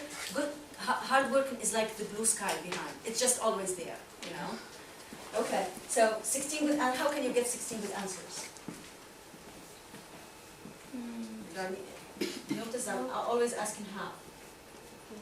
How do you get 16 good answers? Working, practicing. Support the team so that they can work, so we can get good answers. Or maybe because everyone has different knowledge, so maybe someone has the knowledge of maybe this question and this question, but if they took all the knowledge together, they may got 16 good questions. Okay, so we're gonna get 16 good questions by getting, If you break it down to 4 each, then that would be so much better. Because if you do, like, for example, if I get more homework, I'd do nothing. Okay. Than if I just get one and like do it. Okay, so here we're gonna get 16 good questions by break down the questions, and assign them to people, and get assigned to people. Okay, get assigned to people. Now this is gonna answer that. I'm gonna get the 16 answers, but I want something to get me the good part of the 16 answers. So this is gonna get me the 16 answers, okay? But I want good answers. So how can I get the good part? Oh, maybe like check it if it's wrong and like talk with people. Okay. Who did So you would like as a leader to think of putting a process where you can review the answers together later, or how? Discuss like how did you find this answer? Like what prove it, something, like discuss it. Okay, discuss answers that might improve the answers. Do you agree? So when you collected those answers, did you come up together and discuss each one answers, or you just put them together, type them, and give them to the professor? Well, like the answers that they gave me were like all wrong. Okay. So, like they had nothing to do with the project. Okay. So I went and redid everything else and put it into one. Okay. Now, assuming before she gets with these people and ask them to do, they got those answers. How could she think of making sure that they're gonna get the right answers? You said here, come together and discuss the answers collectively. For example, It's like make a method for answering the questions that everyone can follow. Okay, that's a good one. Collectively, she could. You said put a method, okay, or a guide or a guideline, a general guideline to follow. Structure, okay, for answers. Can I interject real quick? Please go ahead. Okay, so I want to have you pull this rubric up here real quick.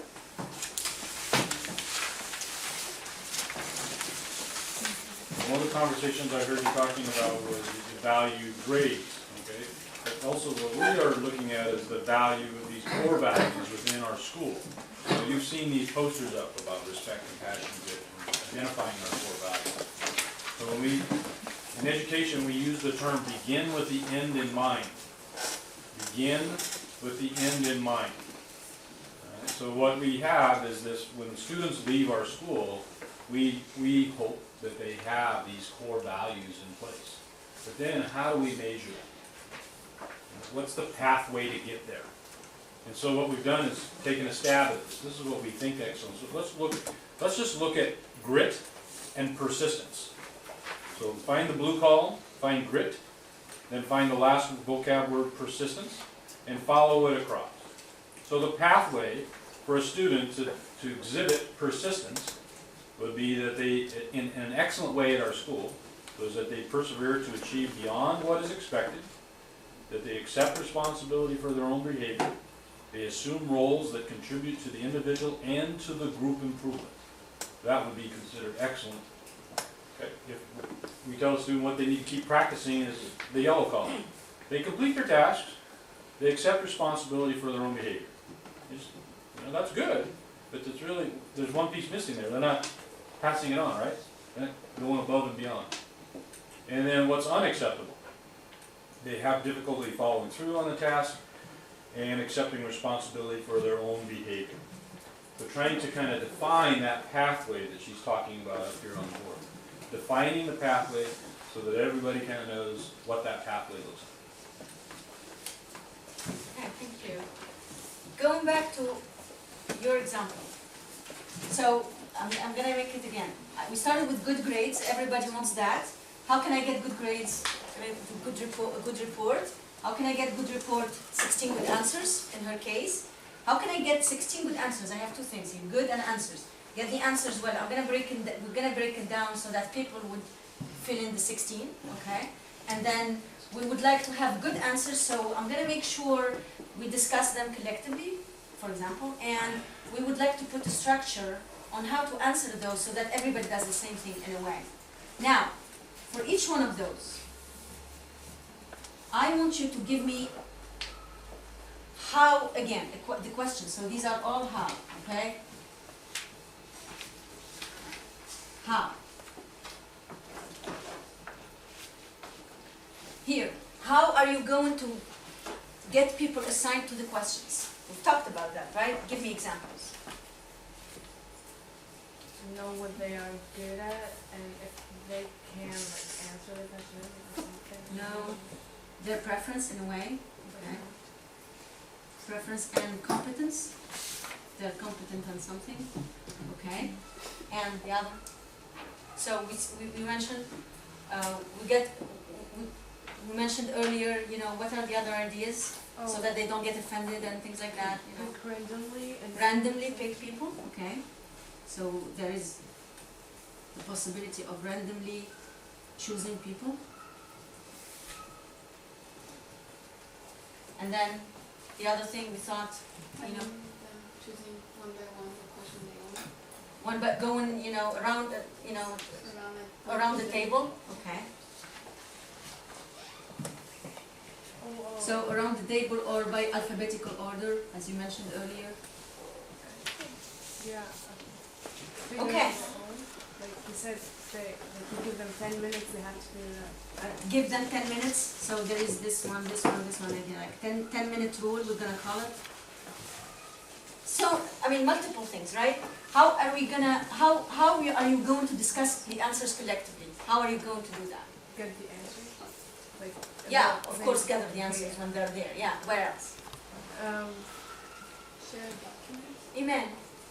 You can read them aloud and see if anyone finds anything in it. Exactly. Read them loud. You know, read them. You know, loud, not like really loud. But okay, what else? If people agree or disagree. Yeah. You could How can you come up together to discuss? So read them loud. What you else? can take the instructions and like see if they fit. By yourself or? Like all of them. Yeah. So take the structure or the instructions and see where they fit. You know, in a team. So one of like here, look, discuss and collectively. And I'm asking you how. So the how is come together. You know, meet again, right? Like set up, for example, set up a meeting. Right? Set up a meeting, or 2 meetings, or 3 meetings, you know, right? So there are many ideas on how, or for example, a Skype call, or have a shared Google Doc, like, you know, online, where people can go and change and we can see all the changes, right? This kind, or have a Facebook closed group, for example. These kind of, you know, methods on how to discuss collectively.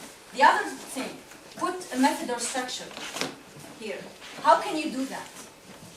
How can you come up with a structure for the questions that she's going to answer? Are you going to come up with the structure yourself and then bring it to the team? Depends on the question, like what's logical, like. Yeah, you come up with the structure. I mean, we agree that we want to come up with a structure for the questions or some of the questions, but how are you going to come up with that structure? So you have 2 choices. You either think about it yourself and bring it to the team and discuss it. So you suggest something, right? Yes or no? Yeah. Or you can look up an example and look up an example. So bring examples and discuss this with the team, right? So how here, you know, bring examples, you know, Make yeah, a suggestion. make a suggestion that you have thought about yourself before, you know. Let them give suggestions. Let them, ask them to give exactly, let them give suggestions. Okay. See there, I don't have a beautiful way of writing. That's fine. Okay. What else? Did we miss anything? Okay, now, you know, to get the good answers, well, we forgot the most important thing. We forgot the most important thing. Huh? Well, deliver the report. You know, you're not going to work on answers that you're not going to deliver, right? Deliver the 16 answers, so deliver the report or the 16 answers. How are you going to deliver the 16 answers? On time. Okay, so of course you're going to be on time. What else? What was the requirement for that report? You said it needed to be typed, right? So in a typed form, or print, you know. Other requirements, it differs, right? Okay. Now that we have these, think about it. I want you to keep this in mind, because this exercise, that's how you, as a leader, you structure a teamwork. And it's better if you do it together, collectively. But you can think about it before coming to the team and then bringing them together on this. There is this level 1, you know. This is the level 1, that is the, as you can see here in the booklet here, that's your vision. Oh, and that's basically what this project is all about. It's all about a report with 16 good answers to get to get good grades. So this is level 1. Okay? The key question is how. That's what you keep doing. How. Just keep going. Okay? The second level, this is a little bit more concrete, right? These are kind of like sub-goals. This is level 2. And then the third level And that's when you get to execution and delivery. You know, level 3 is, where no. Yeah, this is level 2. And then this is level 3. Does this make sense? Any comments about it? It's too complicated. Yeah. It is, right? Okay. It's good for planning things. Exactly. Especially for planning an event. We could probably simplify it if it's a less important event or if it's not as big of a thing, but Okay, I think so it's this- good to have a general method. A general method. When you become actually, so you said it's hard, right? Well, it's hard to be a leader. It's hard till you become a master of it, and it's easy.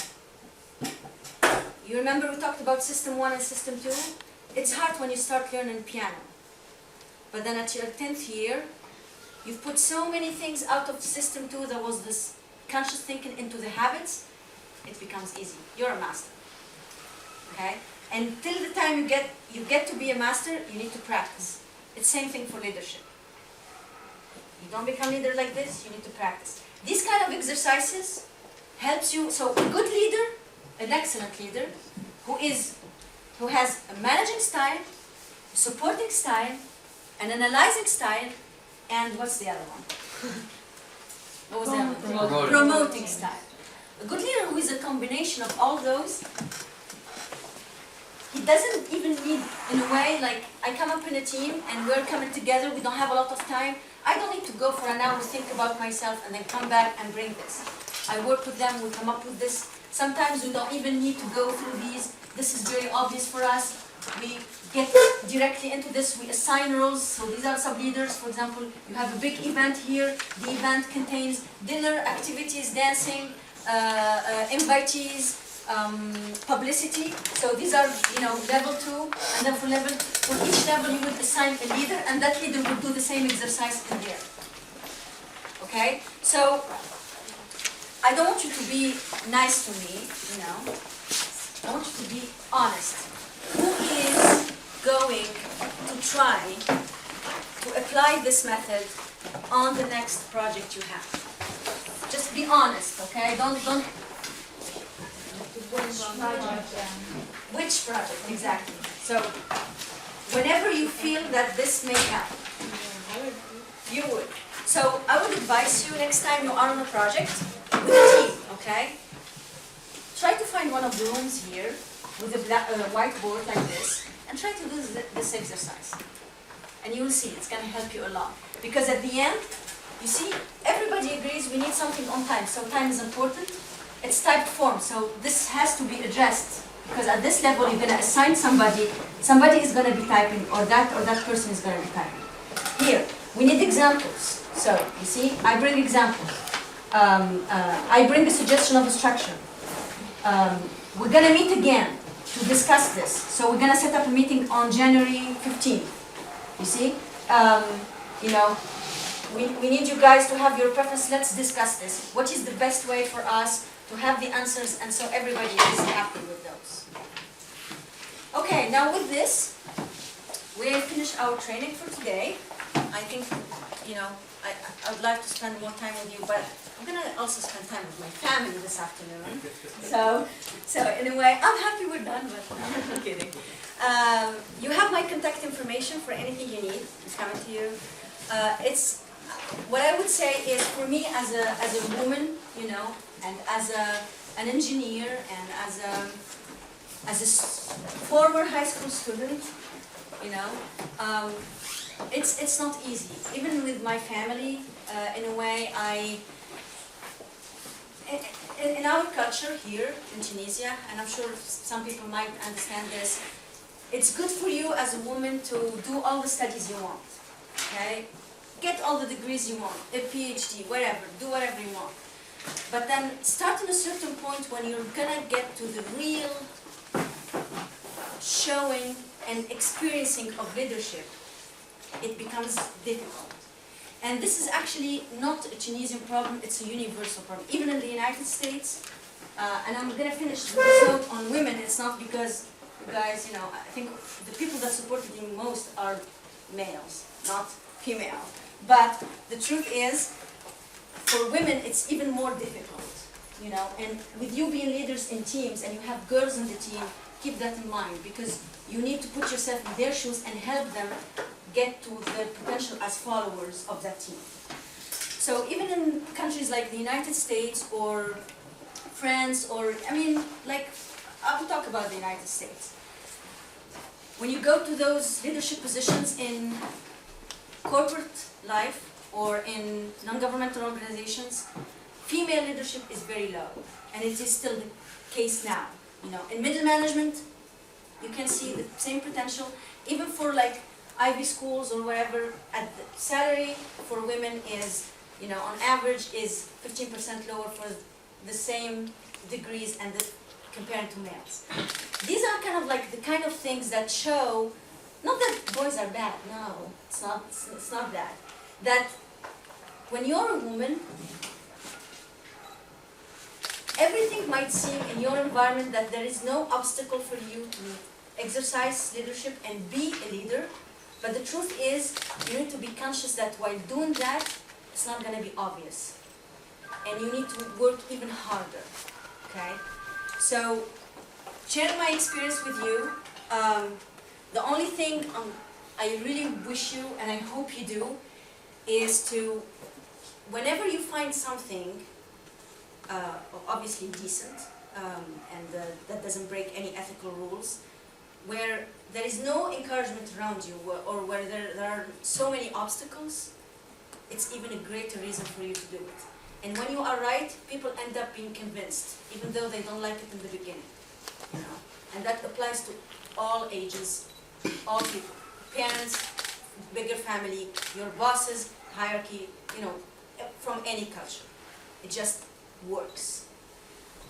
Yeah, thank you.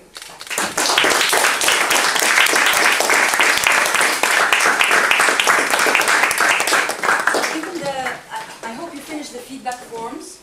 So I'm going to call on you to recognize the end of your participation in this training. So you give me the floor and I give you the certificate. Okay? So take a few minutes, find the evaluation form in your packet.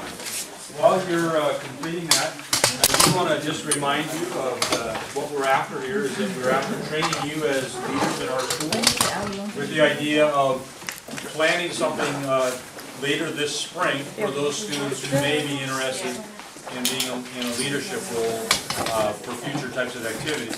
So I'll be in conversation with Ms. Racine, who is now here. Here she is, by way from her testing now, and Mr. Basu in with Ms. Toledo, and we'll talk about that, how that might play out. Okay. In the meantime, complete your form, and when you're finished, make sure you connect with Ms. Hamdi and give her.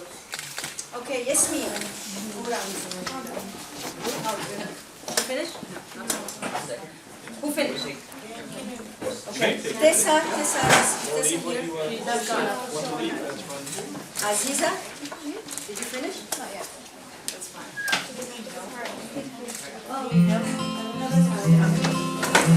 Yasmin. And I'm going to play this song called Dream Big. Dream Big.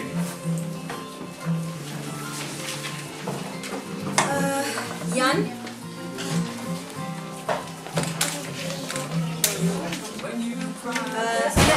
And please don't leave. I want to take like a group picture with you, all of you. Okay? Oh, do you need to leave now? No. We didn't have Anais. No, she's not here. Emmanuel. No, he's not here. Najah, not here. Iman.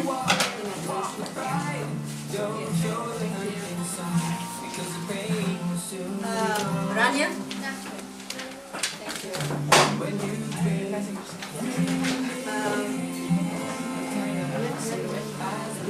Letizia is not here. Sofia, neither. Alex.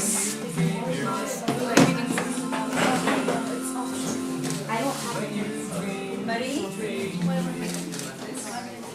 Ethan. Yeah. Here you go. You. you. Oh, no, you're here. No, that's fine. Okay. Oh, you're not here. Thank you. Tanis. Thank you.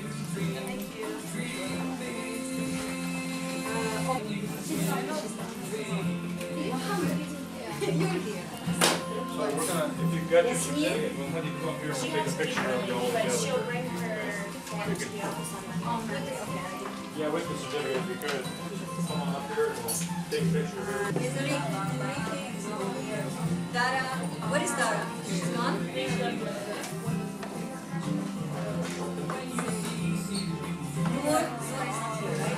Okay, Drew. Okay, Drew, I actually, for whatever reason. You can survey them. Yeah, that's My fault, not his fault. Thank you. Thanks.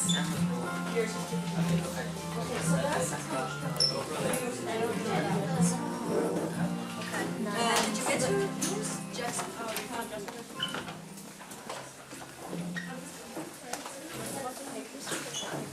That one?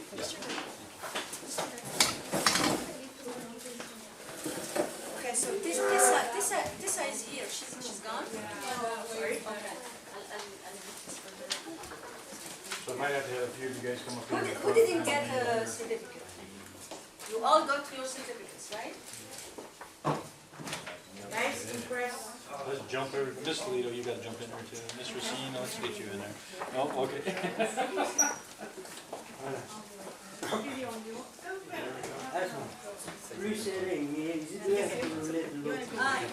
Yeah, boys, come here. I might have to have you guys slide in here maybe on a kneel. Yeah. You can come here this way. Yes. Can you kneel there? Okay.